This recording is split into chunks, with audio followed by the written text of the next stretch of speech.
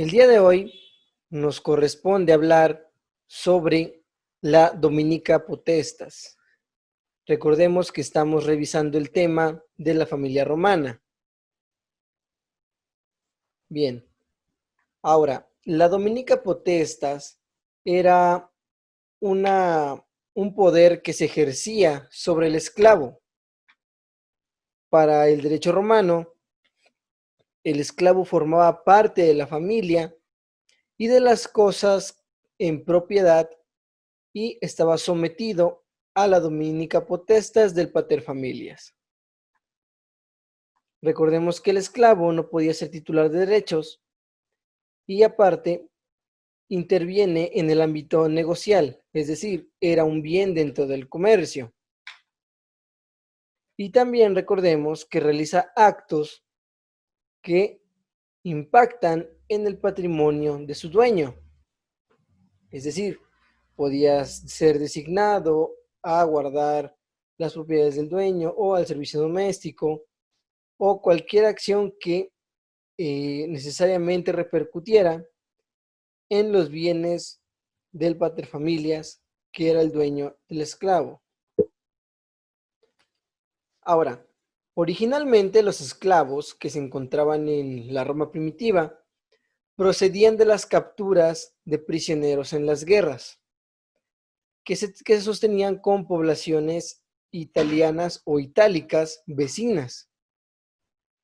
Es decir, los esclavos en la Roma primitiva solamente eran prisioneros de guerra que habían sido capturados por las legiones y que ahora eran propiedad del Estado romano. Recordemos que la cautividad en guerra era una de las cuestiones por las cuales se podía caer en esclavitud.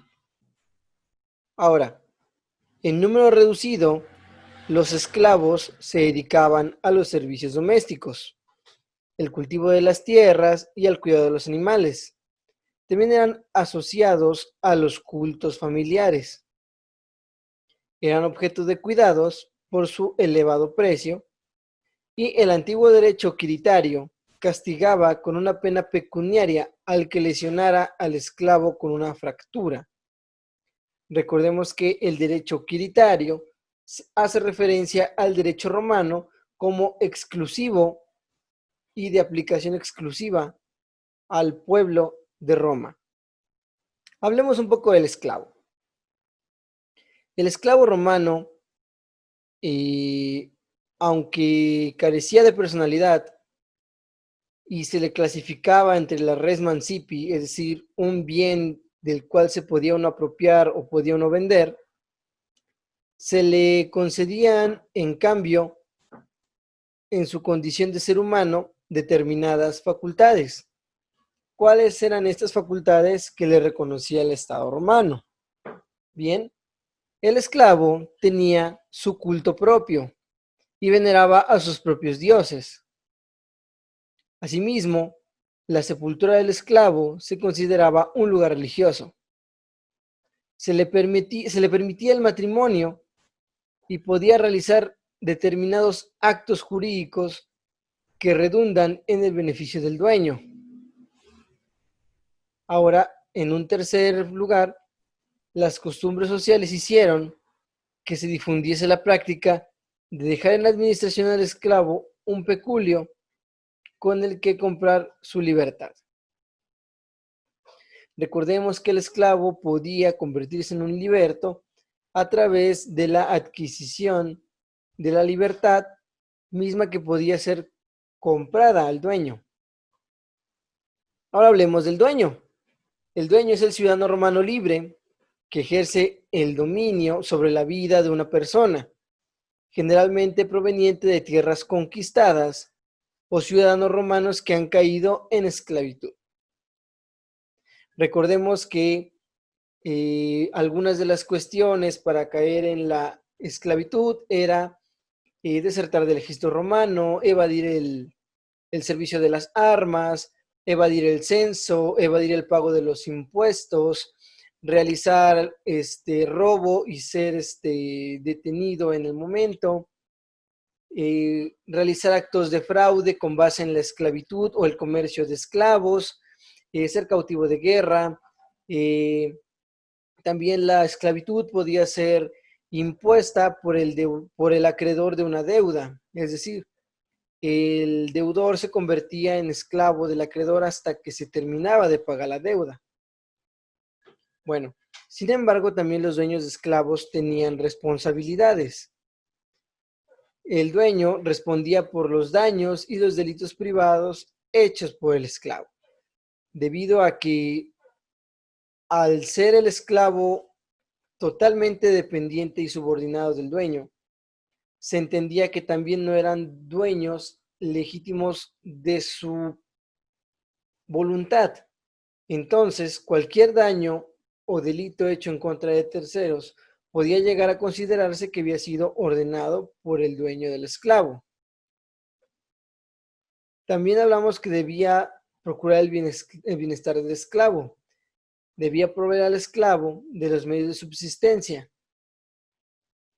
Podía castigar al esclavo si por aquello derivaba una incapacidad o la muerte del esclavo, puede llegar a tener que responder ante un magistrado. ¿A qué se refiere esto? Se refiere a que si durante la suministración de un castigo el esclavo moría, la muerte del esclavo podía ser hecha o reclamada al dueño por clara negligencia y por clara falta al reconocimiento de humano que se tenía al esclavo. Bien, durante el derecho clásico, el régimen de la esclavitud sufre cambios como consecuencia de las guerras de conquista. A finales de la República y comienzos del Imperio, el número de esclavos aumenta a medida que las legiones conquistan más territorio y el aumento de esclavos produce un cambio en el trato recibido y reciben tratos más rigurosos y tratos más estrictos, debido a que los romanos llegaron a contar con una gran cantidad de esclavos que difícilmente se podían controlar si se llegasen a sublevar. De hecho, hay un antecedente en la historia romana, que es la rebelión de Espartaco, la rebelión de los esclavos gladiadores, que puso en jaque a Roma desde sus propias cívitas, poniendo en manifiesto la incapacidad de las tropas locales de hacer frente a gladiadores, ¿no? Es decir, a un ejército que traspasara las fronteras y que llegara hasta Roma. Pero bueno, esa es otra historia. Bien, ya en el derecho justinianeo, la legislación del Bajo Imperio, aunque mantuvo en vigor los principios de incapacidad de los esclavos y la sumisión de los esclavos a la potestad del pater, continuaron las tendencias en favor de la libertad, inspiradas en las teorías cristianas de que todos los hombres eran libres e iguales ante los ojos de Dios.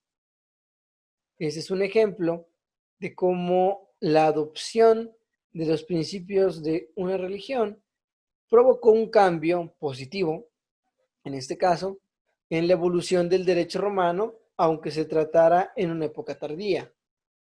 Ahora hablemos un poco de las relaciones familiares. Y es necesario hablar del matrimonio, ¿sí? El matrimonio es una institución que se hereda del derecho romano.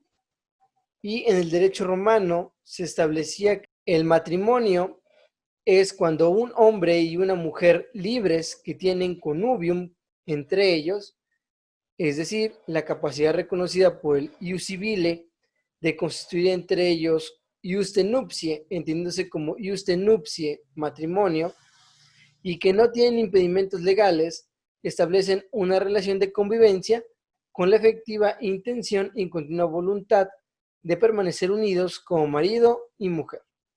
Ahora, el matrimonio se trata de una institución social con relevancia jurídica que consiste en una permanente situación en un estatus de convivencia de dos personas de sexo distinto con la voluntad de ser marido y mujer, es decir, tienen un affectio maritalis y constituyen una sociedad doméstica.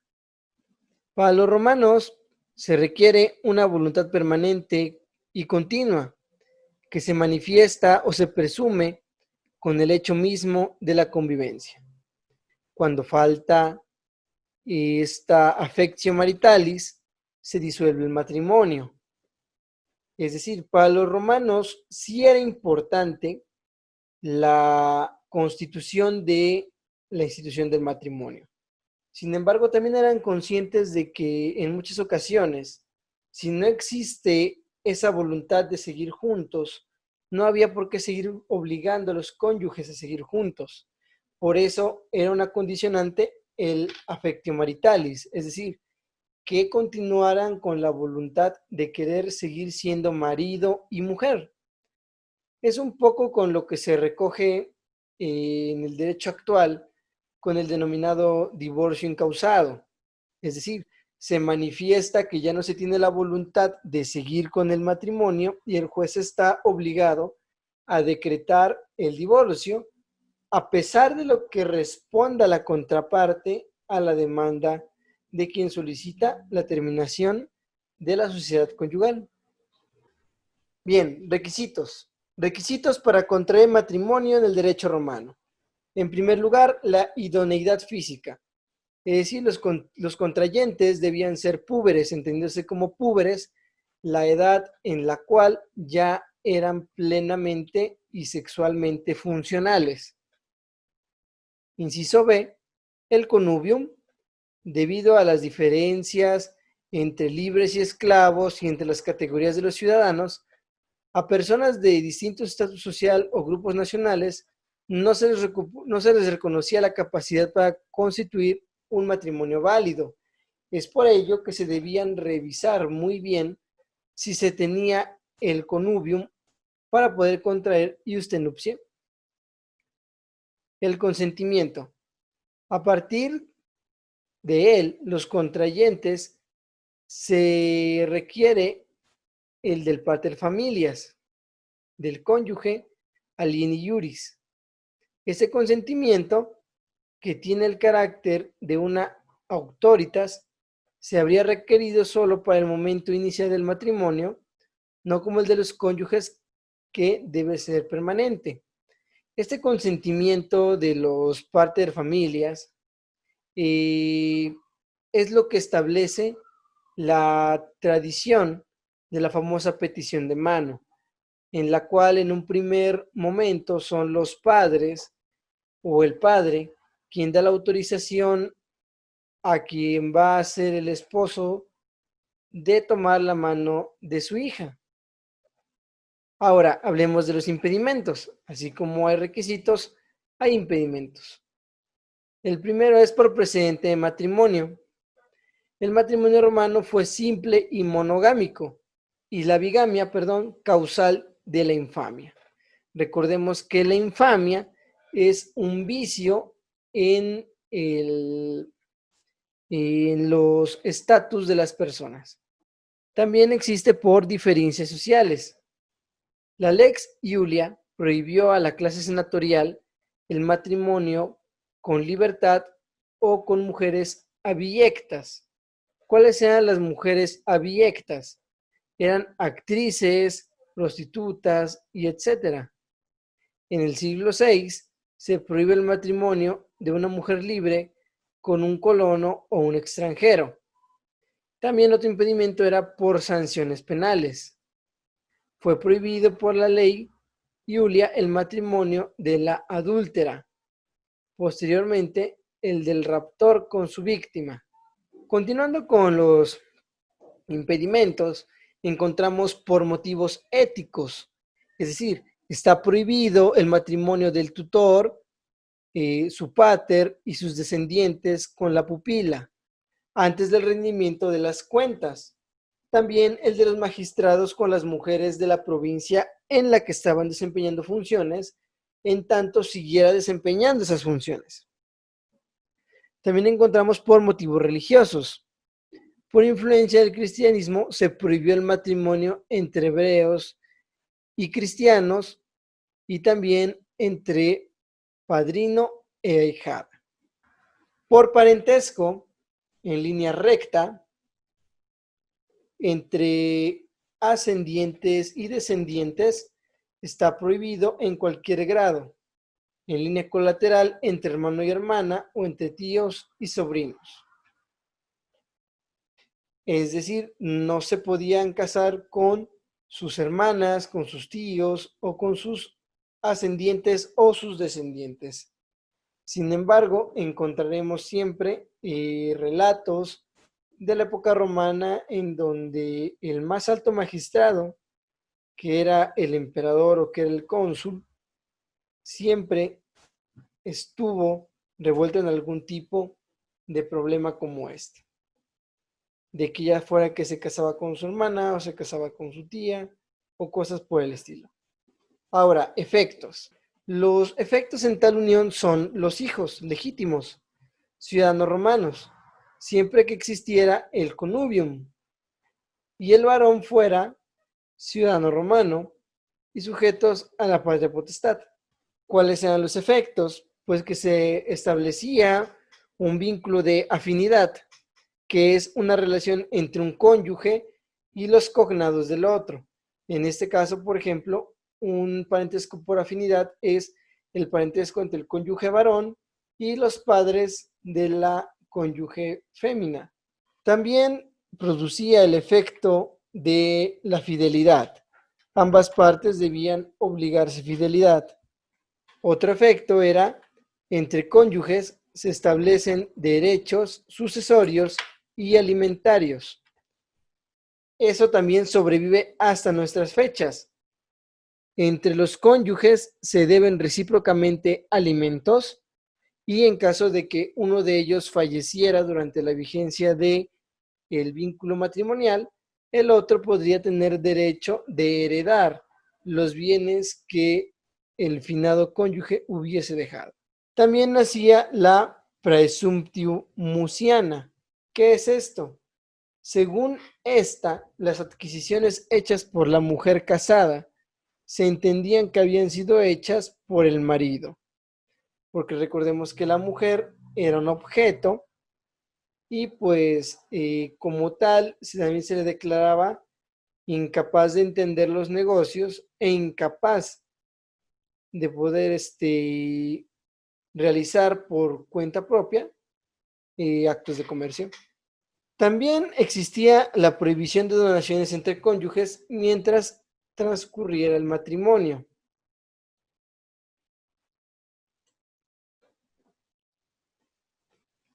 Ahora, entre otras características del matrimonio, tenemos, por ejemplo, los esponsales, que es la promesa recíproca de futuro matrimonio, que es institución similar a la de nuestro compromiso, pero con mayores formalidades y relevancias jurídicas. Se entiende en general por dote una cantidad determinada de bienes que la mujer o un tercero entrega al marido para cooperar en el mantenimiento de las cargas del matrimonio. Esta institución también sobrevive hasta nuestras fechas o sobrevivió hasta cierto tiempo en la contemporaneidad, porque recordemos que actualmente ya es muy extraño escuchar que se entrega algún tipo de dote, ¿no? Bien, y el divorcio. El divorcio también es otra institución que está alrededor del matrimonio. Es una de las causales de disolución del matrimonio, es la muerte de uno de los cónyuges, pero pues también existían más causales de disolución en el derecho romano que en los derechos modernos, como lo veremos a continuación. Bueno, retomando un poco el divorcio, como se concibe el matrimonio como un estatus permanente, efectivo y querido, las capacidades y requisitos deben existir no solo al principio, es decir, no solamente al momento de contraer matrimonio, sino continuadamente durante toda la vida. Y también la duración del matrimonio pues queda condicionada, es decir, a la no aparición de incapacidades o impedimentos o al mantenimiento de los requisitos anteriormente dichos o a la subsistencia del elemento material de convivencia. Y el último, el del voluntario o la voluntad de seguir unidos, que es la affectio maritalis.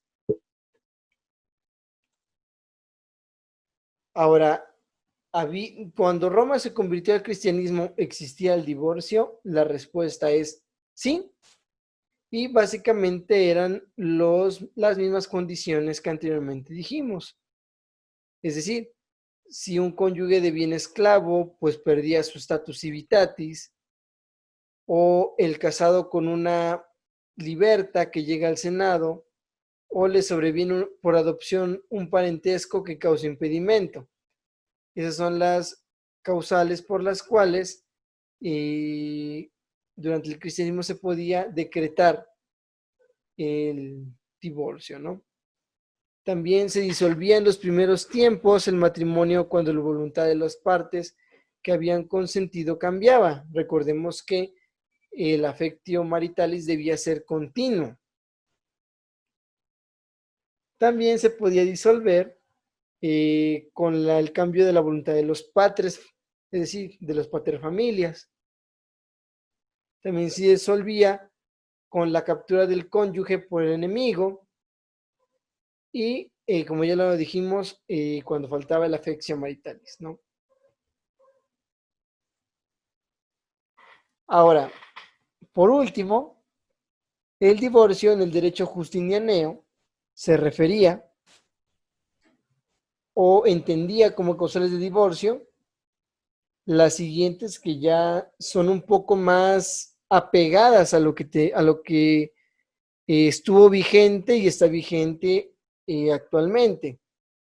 Por ejemplo, el divorcium ex justa causa resulta de la voluntad unilateral de un contrayente y está motivado por la culpa del otro, es decir, algún tipo de adulterio, inconducta de la mujer o atentado contra la vida o algún tipo de conspiración. Era divorcium en justa causa, es decir, un divorcio con causa justificada. También tenemos divorcium sine causa, es decir, este es unilateral pero sin las causas de culpabilidad del otro cónyuge y es desalentado con la imposición de varias cargas y sanciones. Sin embargo, era un tipo de divorcio que ya existía en ese momento y que apenas ahora lo venimos rescatando, a través del cual se respetaba la voluntad unilateral de alguna de las partes de romper el vínculo matrimonial debido a que la voluntariedad de la unión se había roto. También tenemos divorcium ex communi consensu, ¿sí? Es decir, divorcio por mutuo consentimiento. Justiniano lo prohibió, pero fue restablecido después de la muerte de él. Y divorcium bona gratia, debido a que no produce sanción para ninguno de los cónyuges, ni tampoco incapacidad de generar.